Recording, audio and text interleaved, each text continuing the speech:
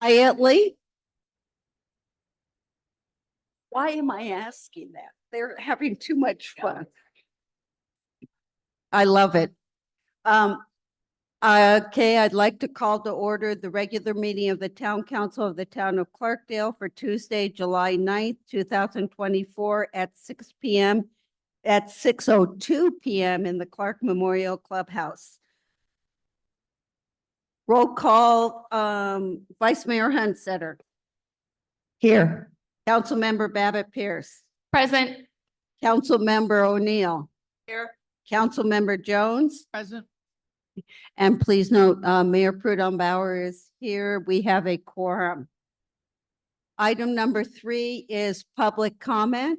The town council invites the public to provide comment. At this time, members of the town council may not discuss items that are not specifically identified on the agenda. Action taken as a result of public comment will be limited to directing staff to study the matter, responding to any criticism, or scheduling the matter for further discussion and decision at a later time. If you're interested in making comment on a specific item on the agenda, please hold that until that item is before us. If you wish to speak on other items, just raise your hand and come up to the microphone, and you're limited to 5 minutes.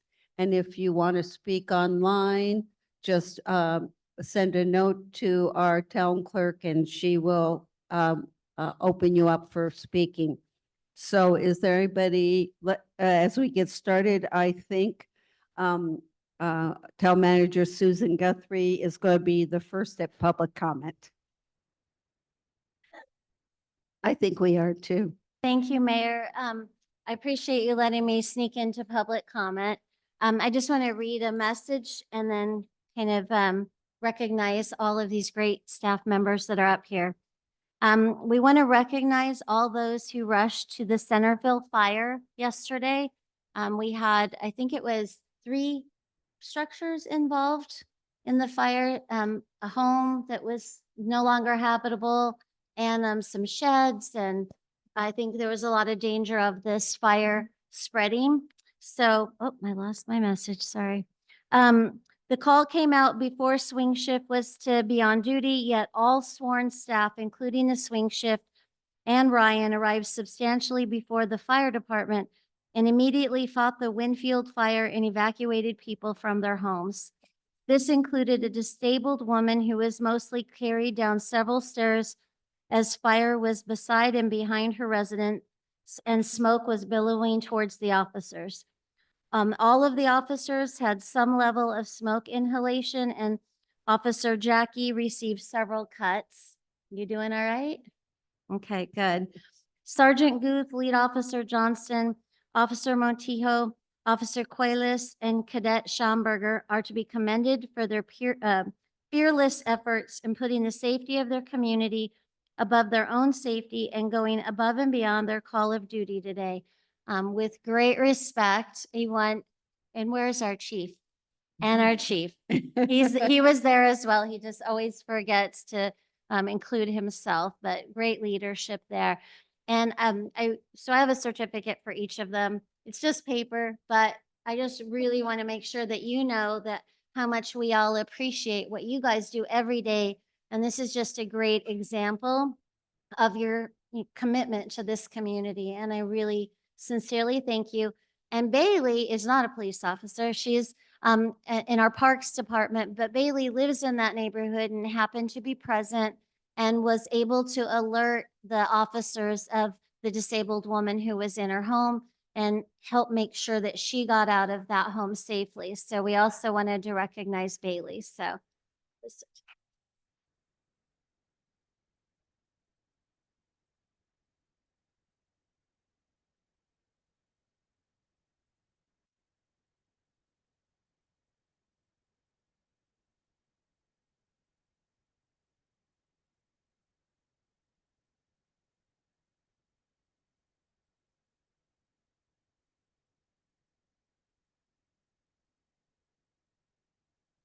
That first week on the job, right? Thank Yes. Yes, Yes. thank you all. You are a wonderful team. We love having you here in Clarkdale, and Chief, thank you for putting together such a wonderful team.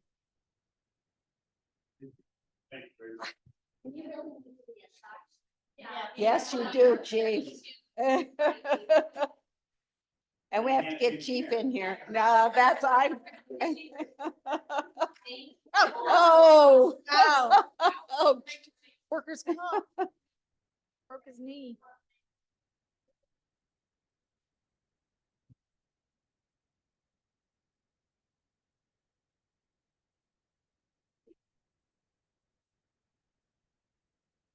Thank you, guys. Woo-hoo. And you're all okay? You're all okay? You're all okay? I wasn't. Well, okay. Just a little? Okay. Thank you.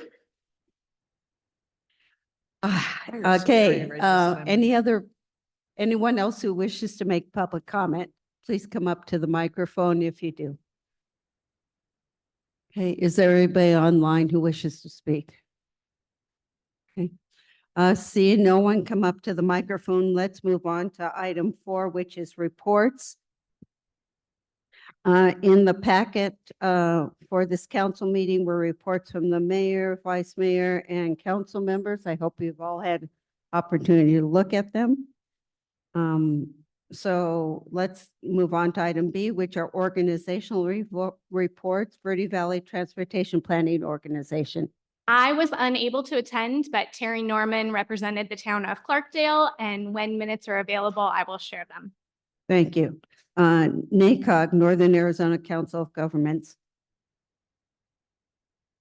Yes, there was a meeting on June 27th, and I did include the slides, and there's a substantial slide deck in the packet.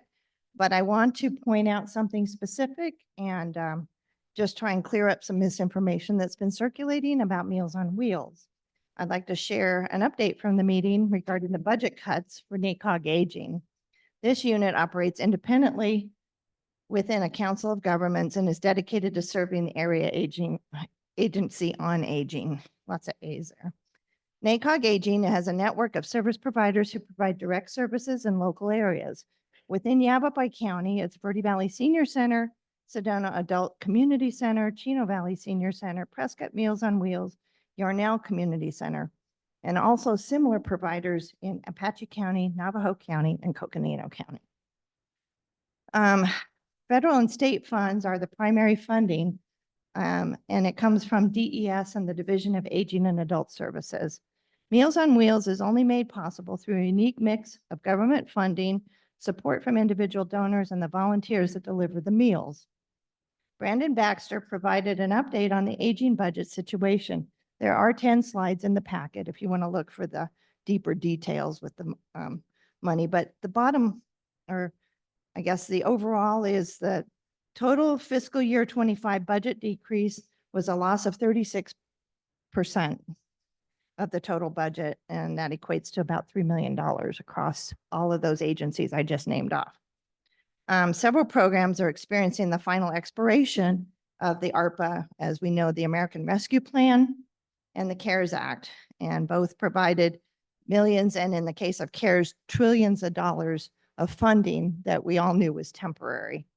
And the CARES Act was the largest financial rescue package in US history. And all of those funds have sunset now. And we knew that when they came out that they were kind of a one-time thing, not really to be used for reoccurring costs.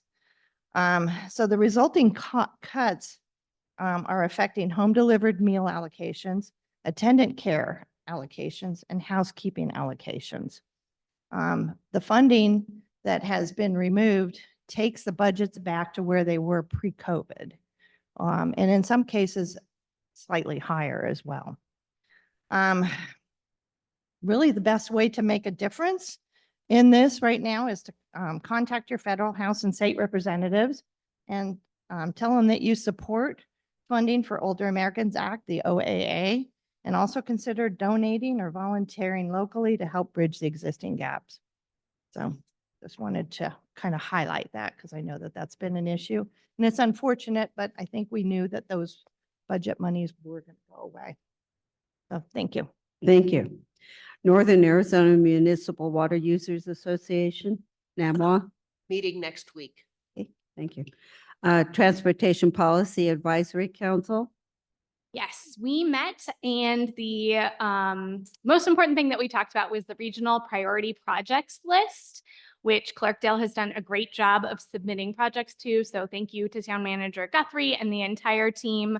Again, this is the list for NACOG that once you get on the list, then you are eligible to apply for grants. So by coming up with projects that could be eligible for the list this year, we are getting our feet in the door to get even more grants for transportation projects, which is really exciting. For council members who'd like to read more, I did just send the minutes to Charity and she will circulate them to everyone via email. Thank you. Thank you.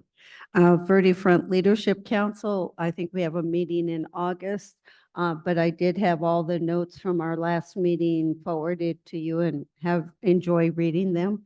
There are some links that will take you off to a Google folder if you want. If you can't get into it, just holler and I will be happy to download those reports.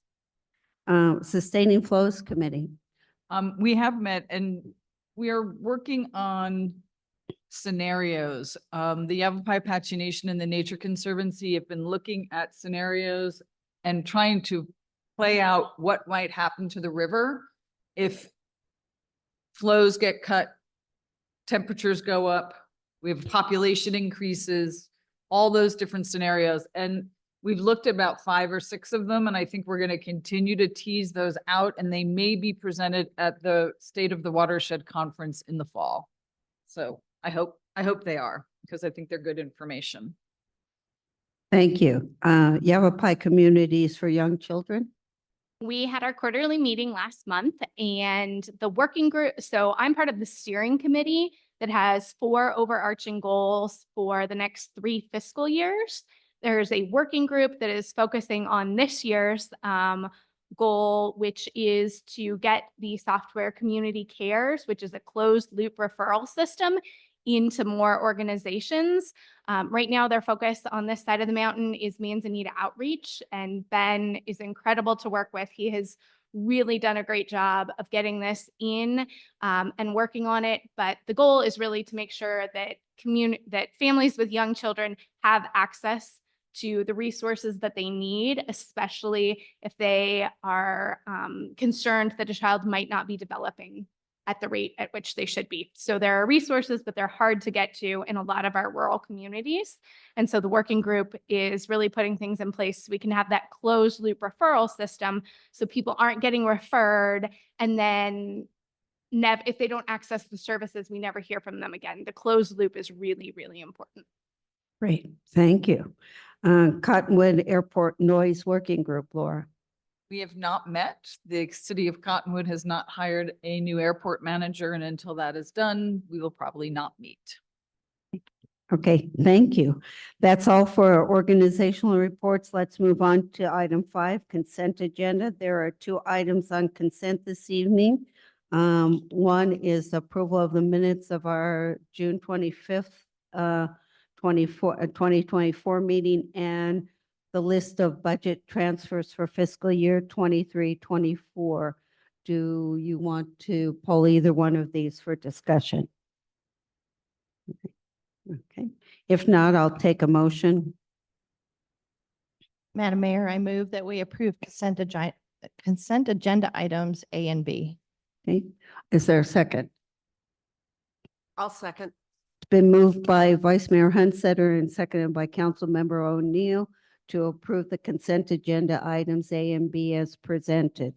All those in favor say aye. All those opposed? Hearing none, motion carried.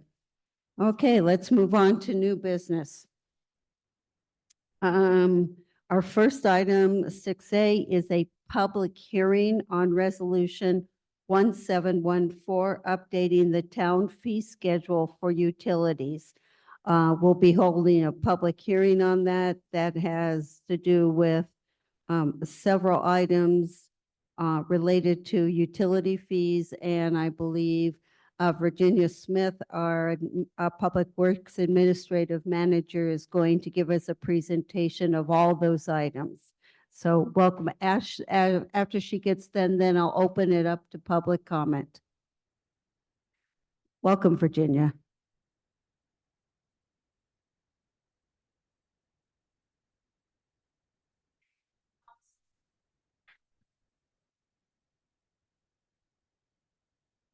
Good evening, Mayor and Council. There you. In April, we submitted a notice of intent to update our utility fees as they relate to the opt-out surcharges, meter surcharges as a whole, fog as in fats, oils, and greases. We went through this PowerPoint that kind of explained how those fees were calculated, so I'd like to briefly remind how they work and what the purpose is behind them. The cellular meter surcharges, these would apply to the opt-out, which we are allowing for the cellular meters. The reasons why we're converting to cellular meters, customer side leaks go unnoticed for typically an entire billing cycle, which could be up to 30 days. So that's 30 days of leak, and now the customers are responsible to pay for those leaks. With cellulars, we can catch those much quicker. It eliminates the need for the drive-by reads, which saves us staff man hours. It allows the office staff to provide immediate assistance instead of saying, okay, let me send an operator to your meter to read it, and then I can call you back in a day or so. They'll be able to look it up on a computer and have that conversation with the customer on the phone or in the office.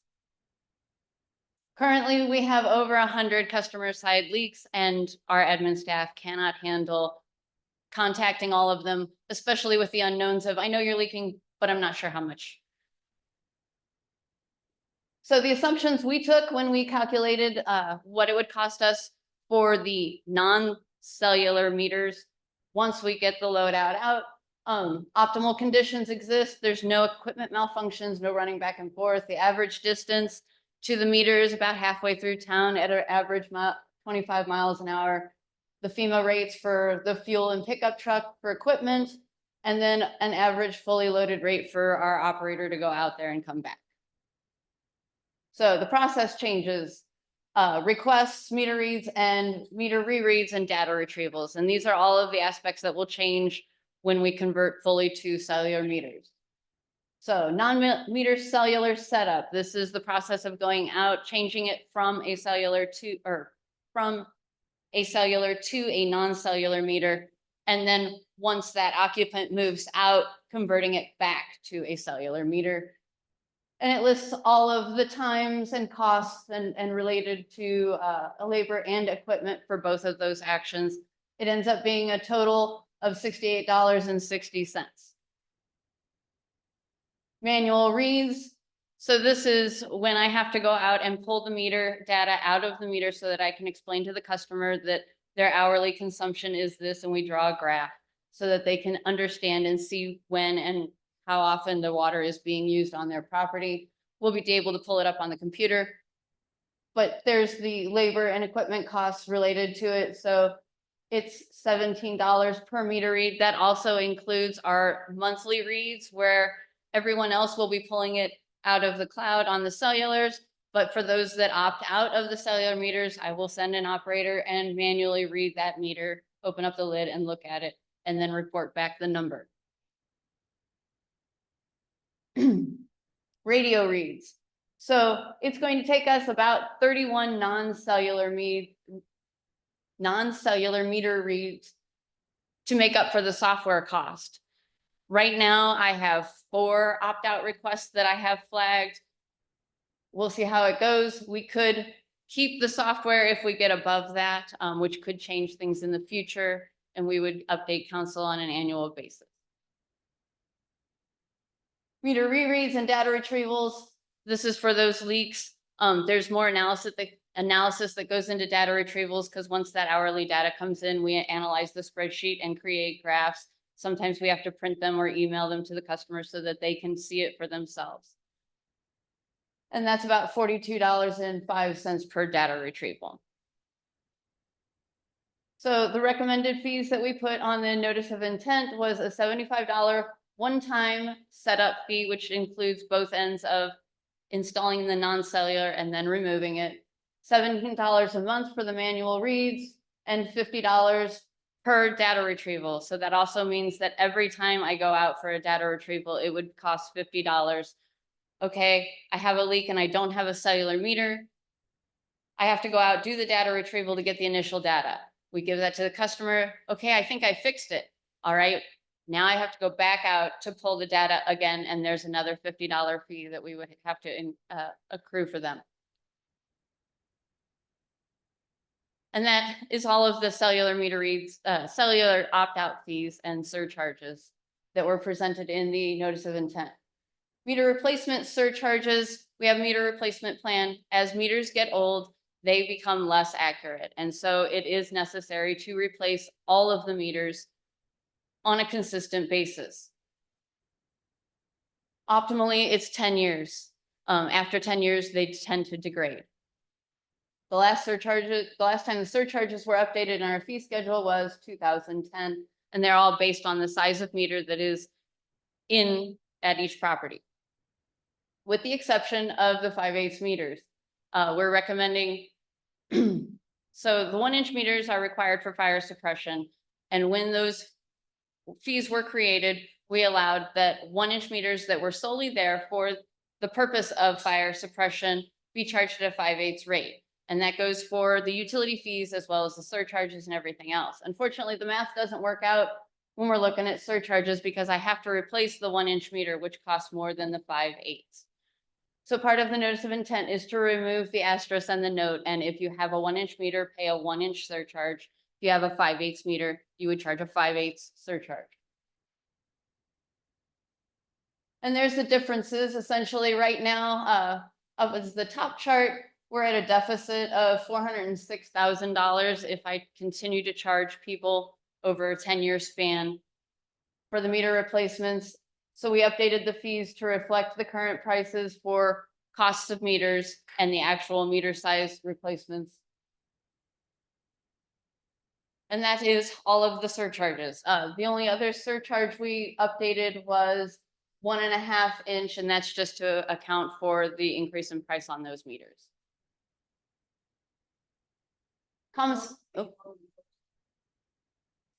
Before we go to commissaries and food truck charges, are there any questions from council members on these other surcharges? Yes, go ahead. So I confess, I don't look at my water bill. That's terrible. I just pay it. And I pay you the same amount every month and I overpay it, I think. But so the cost of meters are essentially spread out to us over 10 years, individual, so on our water bill, we have a line that's like a meter charge and that pays for the replacement of our next meter in 10 years, essentially. Okay. So the 10-year meter, is that the lifetime of a meter or is that the lifetime of a meter in Clarkdale where it's like 110 degrees? So it's recommended to replace them between 10 and 20 years. They degrade over time. So at 10 years, we start seeing enough degradation where we really should be replacing them. And then, it gets worse as the years go on. We've spent quite a bit of time trying to get the 20-year-old meters out of the system. We still have a couple we're working on, but we lose revenue because the meters actually tend to read less accurately as they get older. So it's in favor of the customer when we don't replace them in a timely manner.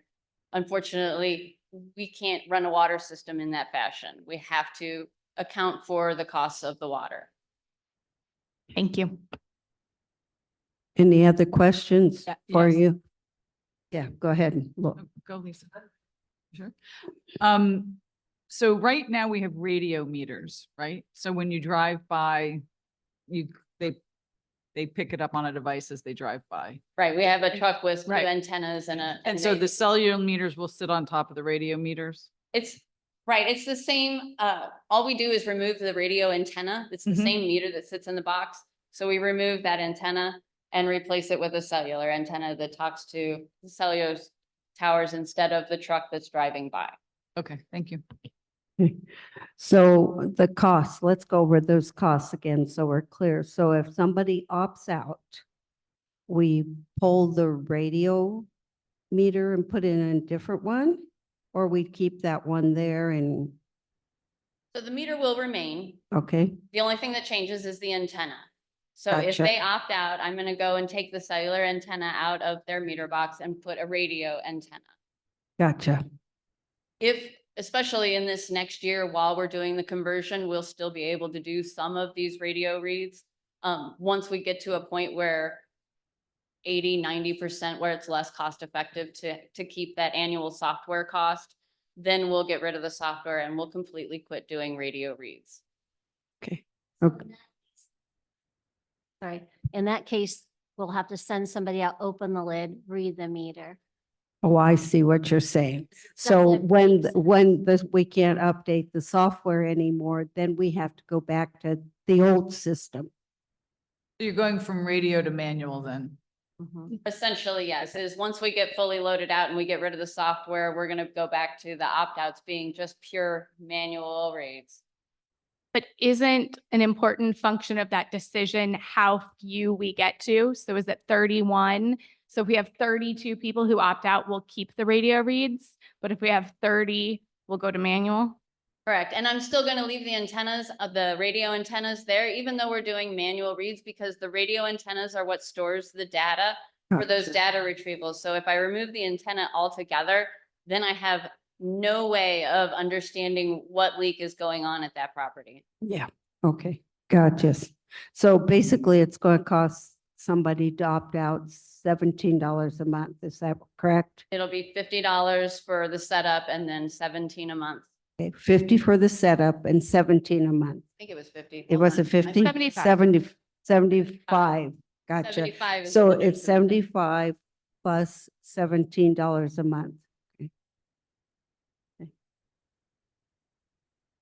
I had just a couple questions. When we were talking about the meter replacement because of age, is that done on like a rotation basis, like you do a certain area? How does that work? I have not discerned any method that has been used in the past. So basically, we're doing it by the year of the meter. The actual meters, the serial numbers indicate how old it is.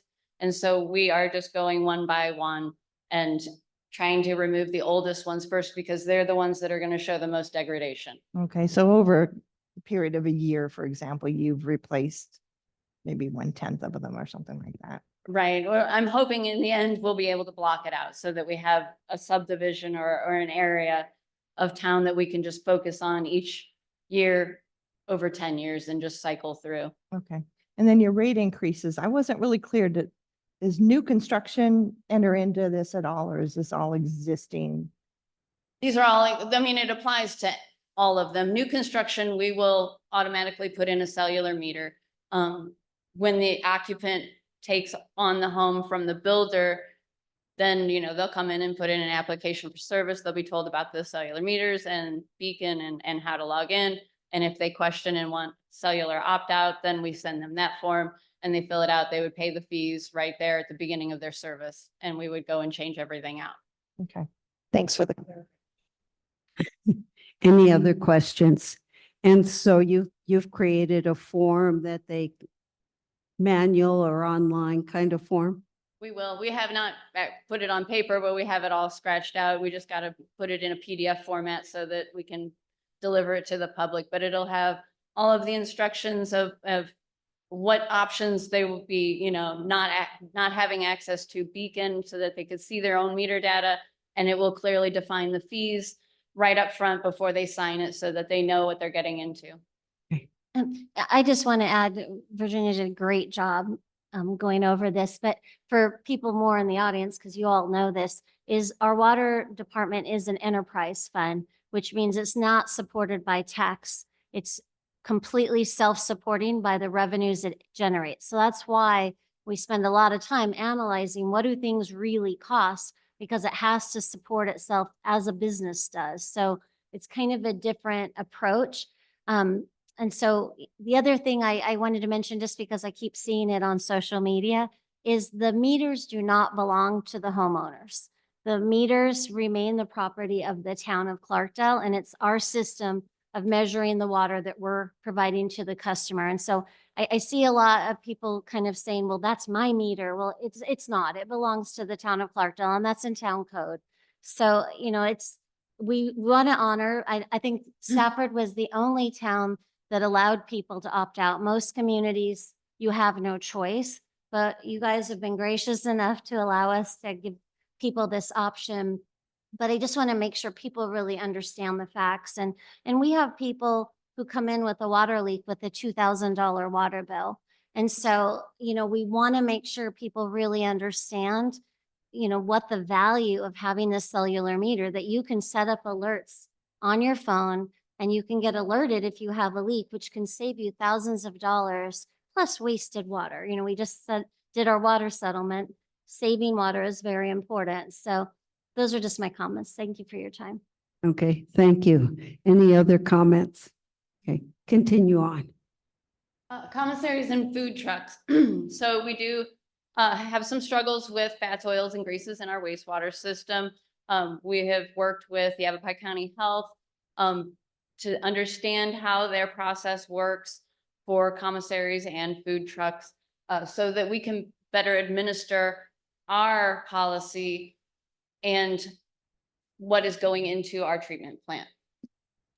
Commissaries get licensed through Yavapai County Health Services, and they're assigned a maximum number of mobile food service units that they are able to assist and work with. It's based on not only the dumping capacities, but also variables like their storage and counter space and things like that. But that's how their maximum number is assigned. And then when a mobile service wants to operate, they go to the Yavapai County Health Services and they have to get a commissary agreement with a authorized commissary, and then they have to get approval from wherever that wastewater is going to end up. And so our part of it is administration, knowing who and what is being dumped in our wastewater treatment system, doing inspections at the commissary, doing testing on the wastewater that's being dumped so that it meets the criteria that's already listed in town code for wastewater in the fats, oils, and greases. And it costs us, you know, additional for treatment because it's more waste. And so there are the commissary costs and the per truck costs when you break it down for administration, treatment, testing, and the annual totals and the monthly. Because the commissary already typically has an agreement or an account for water and wastewater with the town, it's much easier to administer through the commissary and charge the commissary, and they can relay those costs if they desire onto the mobile food services that they have signed on. So the notice of intent included a base rate of $12 plus $5 per mobile unit allowed at that facility. They'll be put on the commissary's utility bill. And then we also added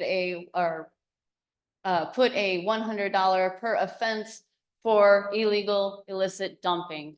There are occasions where we find that an RV is over a manhole or something, and we need a way to process the administration costs to pursue that. So we did the notice of intent in April, and we're about to do the public hearing.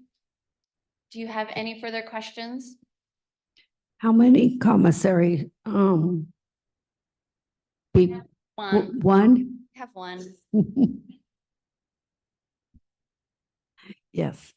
Is there a limit to how many trucks each commissary can have? Yes, and Yavapai County Health Service is the one that assigns that. So we will be coordinating and discussing with Yavapai if we get a commissary coming in wanting to provide those services, and then we can bounce that off of Yavapai County Health to identify how many are allowed for that facility. Thank you. Okay. Any other questions for Virginia? Thank you for bringing all of this forward. That's great. Thank you. Great presentation. So we are in public hearing, and at this moment, if there's anybody from the audience or online who wishes to speak to the fees and that have been presented, please come up to the microphone and state your name and if you're a Clarkdale resident. You, Amanda Arnold, Clarkdale resident. I just have a question. So if the home if the home transfers and the new owner wants to opt in, what's the fee? In Virginia, I'll let If they you wanna answer. opt back in, if someone wants to opt back in, or Come on up to the microphone, Virginia.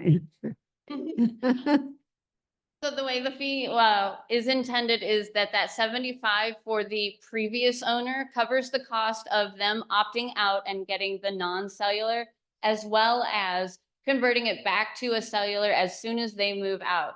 So the new resident would already have a cellular in place, and then it would be their decision as to what they wanted to do moving forward. Yeah. As soon as the one that opted out moves out, then the cellular would be put back in. Does that answer it? Well, this, when they close their utility account, because they're gonna want to turn off the water in their name. Okay, thank you. Does that answer your question? Okay. Do we have somebody who wishes to speak online? Okay. Anybody else have a comment? Hearing none, I'm going to go and see nobody wanting to speak online or in the audience. I'm going to close public hearing. And let's move on to the next agenda item B, which is resolution 1714, updating the town fee schedule for utilities. And I think we've heard everything from Virginia.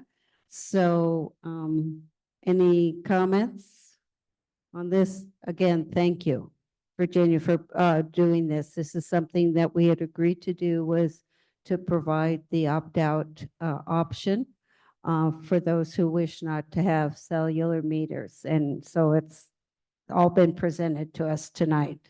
Yes. I guess my question is, how will we notify the general public that the new rate is going into effect and that there is an opportunity to opt out of the cellular meter if they want to?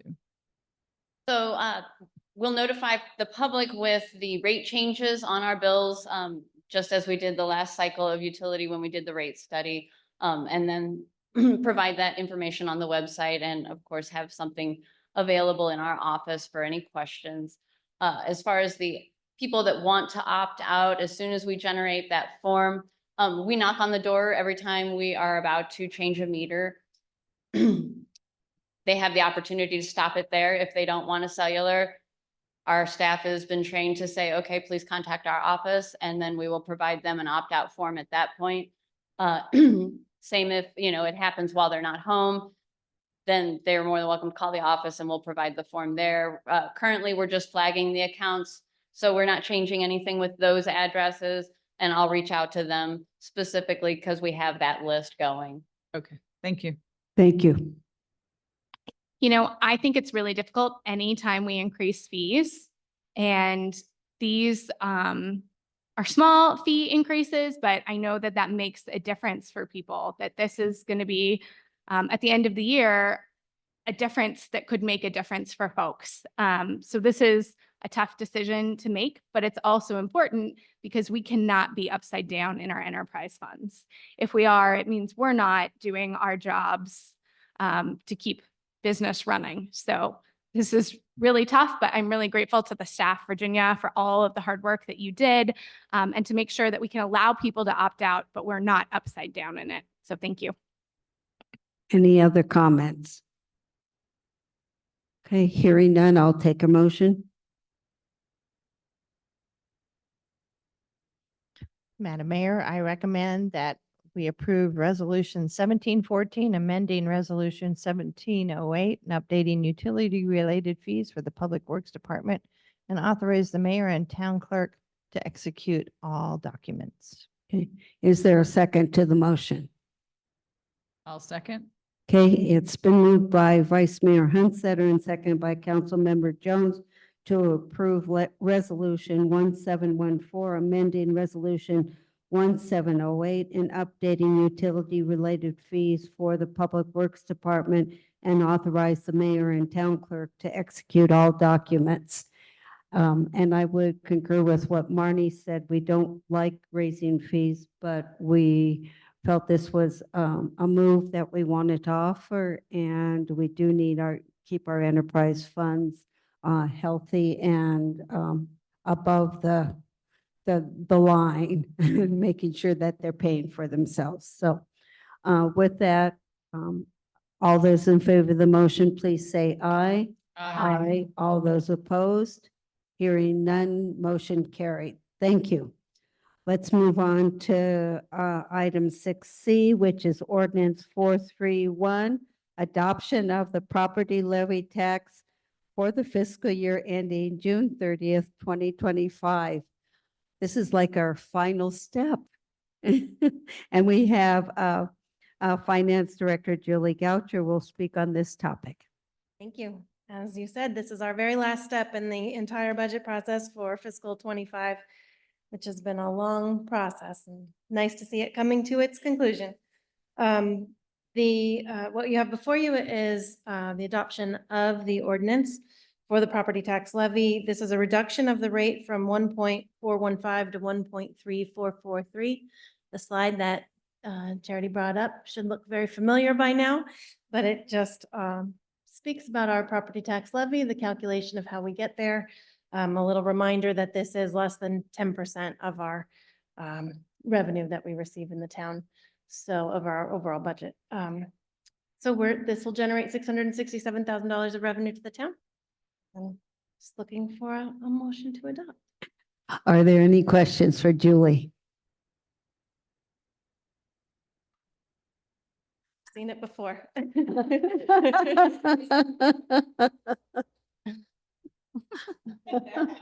If there's no questions for Julie, I'll take a motion. Madam Mayor, I move that we approve ordinance 431, adopting a primary tax levy upon each $100 of the assessed valuation of property subject to taxation within the town of Clarkdale for the fiscal year ending June 30th, 2025, and authorize the mayor, town attorney, and town clerk to execute all documents. Okay, is there a second? Second. It's been moved by Councilmember Babbitt Pearson, seconded by Vice Mayor Hunsetter to approve ordinance 431, adopting a primary tax levy upon each $100 of the assessed valuation of the property subject to taxation within the town of Clarkdale for the fiscal year ending June 30th, 2025, and authorize the mayor, town attorney, and town clerk to execute all documents. All those in favor of the motion, please, yes. May I make a statement before we vote? Yes. I guess I want to take this opportunity because I believe that this will be Julie's last meeting with us, Yes, at least it with is. me. And I just want to express my appreciation for your professionalism and all the work that you've done to make sure our fiscal house is in order. Thank you. And as much as it pains me that you are leaving, I feel like you're leaving us in really good shape. Thank you. So It's for that, I am eternally grateful. definitely bittersweet, and I very much appreciate all the council support and the town support. I mean, it's been a great place to be, and it's been fun to watch all of the changes and the progression in the last couple of years. Thank you. And if Julie comes up here for a quick moment, I just want to give you a button that you need to wear. And I acknowledge your hard work in making sure our house is in order here. Mayor Kevin Harkey of Chandler is lucky to get you.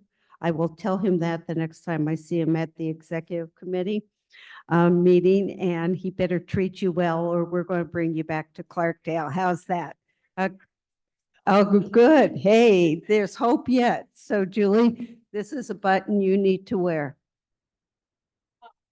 Thank you so much. You're welcome. Appreciate it. Thank you. Thank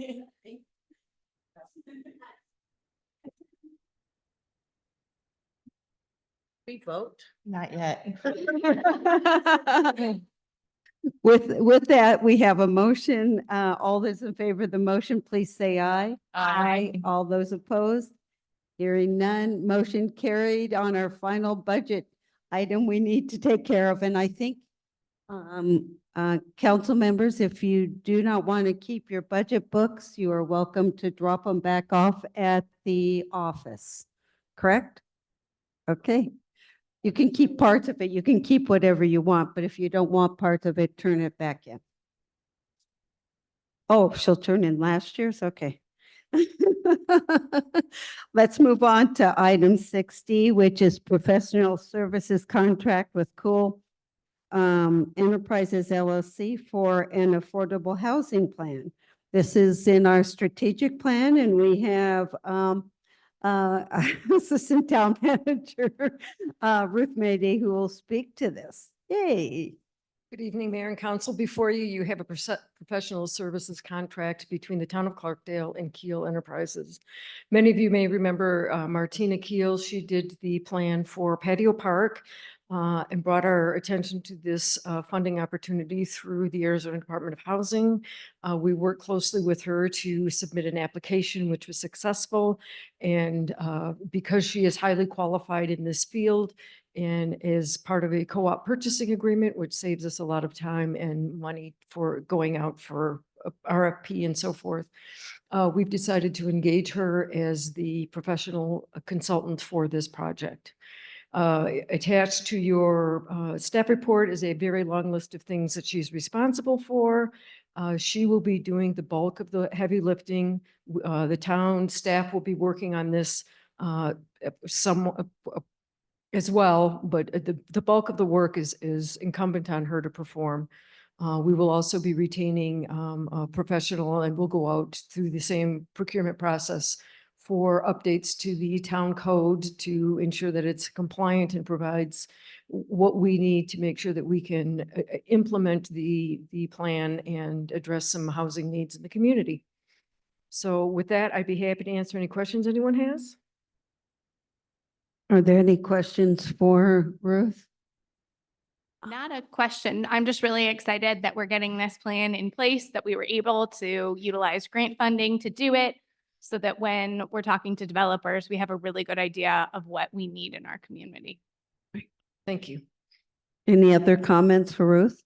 I was impressed with the amount of public engagement that's in this plan.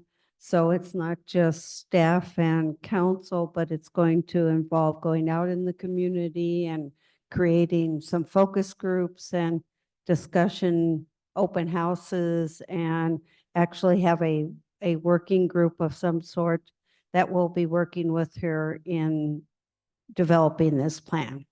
So I was very pleased to see that. Yes, and that's one of the reasons that we focused on Martina, because she does believe very strongly in community engagement and bringing all the parties to the table and listening to all voices that have an opinion on affordable housing in the town. So Right. We're looking forward to the public engagement portion.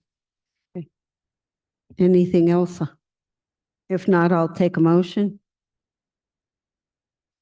Madam Mayor? I move that we approve the contract between the Town of Clarkdale and Cool Enterprises LLC in an amount not to exceed $125,000 for services necessary to fulfill the requirements of the local jurisdiction affordability housing plan grant, and authorize the town attorney and town manager to execute all documents. Okay. Is there a second? I'll second. Okay, it's been moved by Councilmember O'Neill and second by Councilmember Jones to approve the contract between Town of Clarkdale and Cool Enterprises LLC in an amount not to exceed $125,000 for services necessary to fulfill the requirement of the local jurisdiction affordable housing plan grant, and authorize the town attorney and town manager to execute all documents. All those in favor of the motion, please say aye. Aye. All those opposed, hearing none, motion carried. Thank you. Yay, we get started on it. Yes. Okay, let's move on to item 7, future agenda items. I think Charity has put a list of items coming up for the July 23rd meeting. So we have Freeport donation of Parks and Rec to Parks and Recreation, Humane Society contract, pavement preservation is contract to get that started, and evaluation of fluent stormwater and recharge opportunities. And I believe that's the work you've been doing with the Nature Conservancy. Is that correct? Okay. Is there anything else that we want on the agenda for our July 23rd meeting? Okay, that seems quite good. So are any other items that you want to see on some future agenda? The only other thing I might bring for the August 13th meeting will be what maybe a list of the resolutions we will see at the League of Cities and Towns Conference. Okay? I think they should be out by that time. Seeing no future agenda items, I'll take a motion to adjourn. So moved. Their second? Second. It's been moved by Vice Mayor Hunsitter, second by Councilmember Jones to adjourn the meeting at 6:53 PM. All those in favor of the motion, please say aye. Aye. All those opposed, hearing none, motion carried. We are adjourned. Thank you all for coming this evening.